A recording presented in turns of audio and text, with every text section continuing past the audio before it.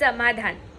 लहानपणी मम्मी पप्पांकडे कोणतीही मागितलेली वस्तू थोड्या वेळाने का होईना पण ती नक्की मिळायची व ती वस्तू हातात येताच चेहऱ्यावरचे भाव म्हणजेच समाधान.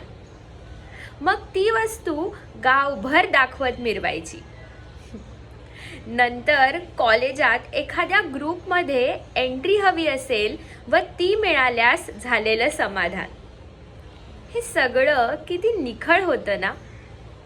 म्हणजे तात्पुरतं का होईना पण ते समाधान खरं व मनाला आनंद देणारं होतं. आज मोठं झाल्यावर कळतंय की त्यावेळेस आपण समाधान शोधायला काही करायचो नाही. ते छोट्या छोट्या गोष्टींमधून आपसूक मिळायचं.